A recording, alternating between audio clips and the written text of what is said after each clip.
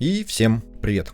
Очередное видео про битву с гильдейскими боссами на третьей фазе во втором сезоне.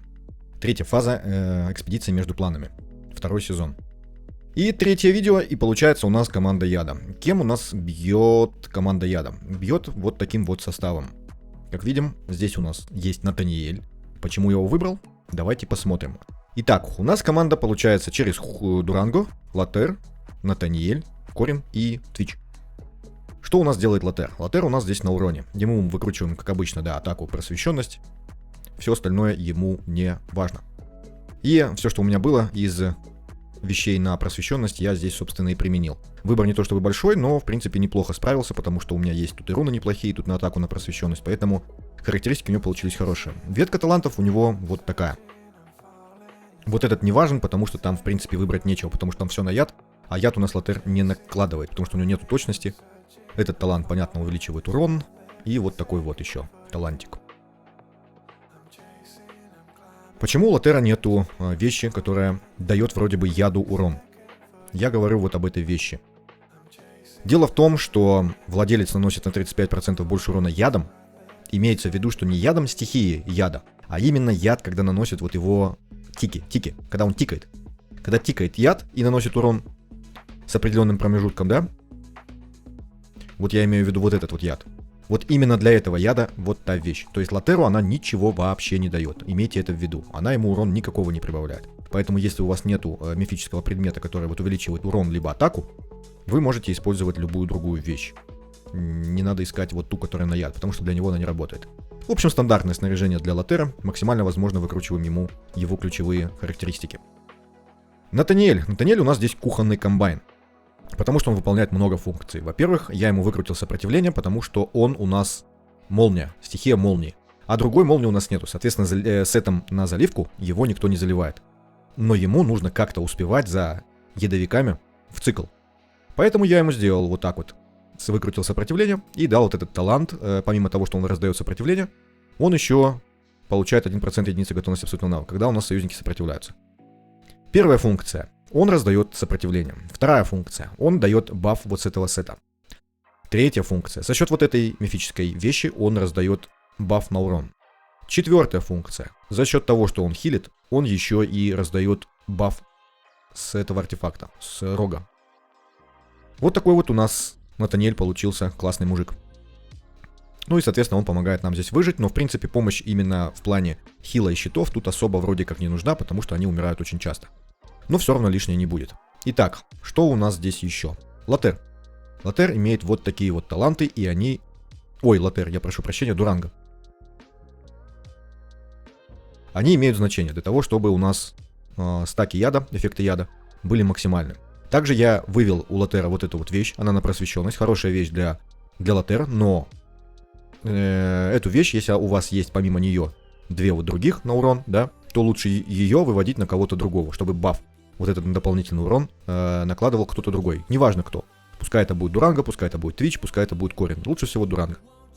Получается, потому что мы также можем и Твичу дать какие-то другие мифические предметы. Поэтому я его поставил на Дуранго. Ну, в общем, все зависит от того, какие предметы у вас есть в наличии. Помимо того, что он дает вот этот баф на урон, на дополнительный, он еще и... Точнее, не баф, а дебаф. Ослабление на босса он накладывает. Помимо этого, он еще и дает баф вот с этого сета. Ну и, соответственно, накладывает разлом. Ему нужен крит-шанс для того, чтобы он эффектов яда накидывал побольше и плюс разгонялся за счет этого. Поэтому точность у него тут присутствует. Корин у нас, ему не нужна точность, поэтому мы ему не выкручиваем. Здесь 40 точности дает вот этот сет. Вообще ему точность не нужна. Таланты тоже, они в принципе тут не особо важны, поэтому я на что хватило, на то и потратил кристаллы стихий, камни стихий. И помимо того, что он на заливке, у нас сет на заливке, здесь еще ребра у него присутствуют. Поэтому он стоит рядом с Твичом. Твич у нас имеет наибольшую атаку. Соответственно, босс будет кидать ему штраф к атаке. Вот здесь вот. Будет кидать ему. И, соответственно, бафать за счет вот этого артефакта нам урон. Твичу я поставил вот такие вот таланты. Почему я поставил ему именно вот этот талант на дополнительные эффекты яда? Чтобы на боссах висело больше яда именно от Твича. Чтобы у Твича был урон выше. Если вы поставите здесь на продление яда действия, то у него будет мало эффектов яда накладываться на босса. И, соответственно, Ну, меньше я имею в виду. И остаток этих эффектов будет перебивать, допустим, Дуранго. А у Дуранго с яда урона очень мало. И поэтому я поставил вот этот. Я пробовал на продление действия яда, но с этим получилось лучше, потому что, как я уже объяснил, тогда именно твичевских вот ядов, эффектов яда от твича будет на боссе больше. И, соответственно, урон выше. И последний вот такой талант. По мифическим предметам у меня здесь проблема, то есть у меня их не то чтобы много и тем более хороших, но все равно мне удалось просвещенности Твичу очень много дать. Хотя у меня Твичи плюс 5, но я советую ему точность все-таки выкручивать, потому что, ну, я проверял, без точности урона заметно ниже. Урон заметно ниже. И в случае с Твичом вот эта вот вещь, она дает очень значительный прирост по урону. То есть в районе 100 тысяч, ну, меньше там, плюс-минус. То есть 60, там 50-100 тысяч урона в секунду дает вот эта вещь. Не потому, что здесь 4 просвещенности, а потому, что есть вот этот эффект на увеличение урона именно ядом. А Twitch наносит урон именно от яда, от эффекта яд вот этого. Я уже проверял. То есть я оставил другую вещь, сейчас я вам покажу какую. Вот эта вот вещь. Видим, что здесь плюс 3 просвещенности, то есть совсем немного, да, разница. При этом у меня упал урон урон в секунду, имеется в виду от Твича, на примерно 100 тысяч. То есть вот эта вещь для Твича, она хорошая. Хороший бонус к урону дает. Соответственно, вот это вот на бонус к урону. И вот это вот мне повезло. Мне выпало мало того, что мифическое, так еще и мифическое плюс на просвещенность. И здесь выпало 3 атаки. Поэтому я это все Твичу одел. Вот такой вот у нас Твич. Здесь у нас точность, здесь у нас просвещенность. Ускорение навыков я ему поставил, но, по-моему, оно не критично. Но я им поставил, потому что тайминги у нас вот такие. То есть всем, кроме Дуранго, нужно немножечко ускорения, чтобы успевать раньше обновлять яды. Поэтому я ему ускорение дал чуть-чуть побольше. Итак, Натаниэля так, Корина показал, Дуранго я показал, Лотера показал, вроде бы всех показал. Давайте посмотрим тайминги. Тайминги у нас вот такие. Почему у меня здесь Натаниэль 22,2 секунды? Потому что он все равно не успевает в цикл. То есть он очень быстро начинает опаздывать со своей ультой. А так как он дает здесь щиты и, соответственно, с мифического предмета дает баф на урон, то я его поставил с запасом. То есть он начинает посередине цикла вот ядовиков наших, героев яда. И поэтому он почти весь бой, получается, успевает накладывать щиты так, чтобы они улучшали урон их, когда они будут использовать свои абсолютные навыки. Ну и, соответственно, Корин здесь 14, Дуранго 14.1, тут же 14.2 Twitch и замыкает круг, цикл точнее, 14.3 Лотер. И всем я поставил по 17.7, чтобы яд у нас хорошо обновлялся. Так, аура у нас здесь неправильно стоит. Конечно же, у нас здесь просвещенность. Тайминг я вам показал, и давайте я вам покажу код команды. Вот такой вот код команды. И давайте сначала запустим пробный бой. Разбег у них достаточный, поэтому нужно перебирать. Урон неплохой у Лотера, но у Твича просевший. Нужно перебирать, у меня получалось миллиард, где-то почти 200. То есть нужно перебирать. Можно вообще вручную, потому что, насколько я помню, по-моему, у меня Натаниэль все-таки в конце боя начинает съезжать. Почему такая расстановка? Потому что у нас Натаниэль рассеивает ослабление, да, вот таким крестом вокруг себя. Плюс, как я уже сказал, штраф атаки идет сюда, соответственно, Корин здесь, то есть вот сюда вот падает. Ну и, а вот эти двое, они бегать будут здесь впереди, и чтобы им хил и попадал, и очищение, хотя очищение, конечно, не важно, они будут бегать здесь, соответственно, возле Натаниэля, поэтому они вот здесь вот стоят. Давайте посмотрим, как происходит бой.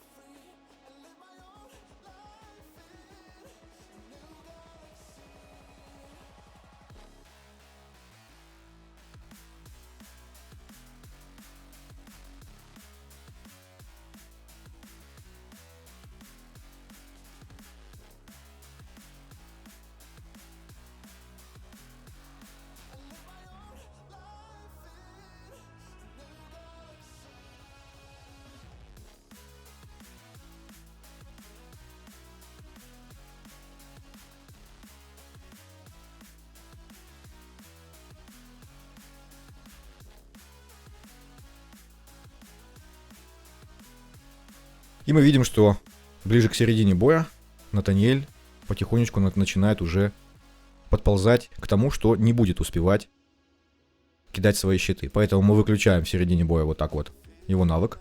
Ждем, когда они ультанут. Чуть-чуть выжидаем и включаем снова. И этого хватит на вторую половину боя, чтобы он успевал давать баф свой от щитов на урон вовремя. Единственное, что я здесь рано включил, то есть видно было, что они ультовали без щитов. А вот сейчас уже с щитами.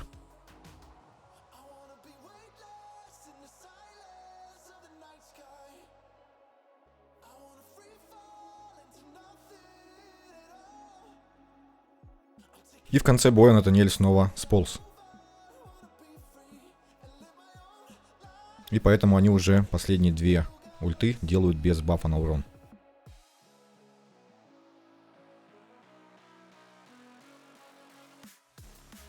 И урон тут, конечно, не 1200, да, не 1 200 000, но 1 100 000 есть. У меня получалось ближе уже к 1 200 000, но как бы результат, вот у Твича у меня был ДПС в районе 400 000, 410 тысяч. То есть хватало, чтобы ближе уже подобраться к 1 200 000. Ну, это можно покрутить, если у вас лучше снаряжение, то есть я, может, что-то здесь не учел, где-то накосячил, это вполне возможно, поэтому, если что, подсказывайте. Как я уже и в прошлых видео говорил, если у вас есть варианты получше, пожалуйста, сообщайте мне, я с удовольствием их попробую. И вам скажу большое вам спасибо. Итак, вот такая вот команда. Такая вот команда, тайминги показал, код показал, бой показал. Я пробовал делать, как мы делали в первом сезоне, через Twitch на разломе, через Твича, то есть урон весь, чтобы наносил Twitch. А Лотер, допустим, на разломе, как мы это делали в первом сезоне. У меня получилось значительно хуже, значительно. Пока что у меня здесь так это не сработало. Что я еще пробовал? Я пробовал здесь Викану, я здесь пробовал. У меня получилось примерно то же самое, либо хуже. В основном хуже, потому что у меня не получалось поддерживать эффекты яда без Корина. Не получалось. Можно, по идее, допустим, поставить здесь Викану вместо Дуранга. Я тоже, кстати, это пробовал, но у меня лучше не получилось. У меня не получилось лучше. Это получился мой наилучший вариант, который, я смог собрать. Ну и, собственно, все. На этом команда яда закончена. Рассмотр команды яда закончен. Всем большое спасибо за просмотр. И до скорых встреч, надеюсь, в следующем ролике про команду призыва.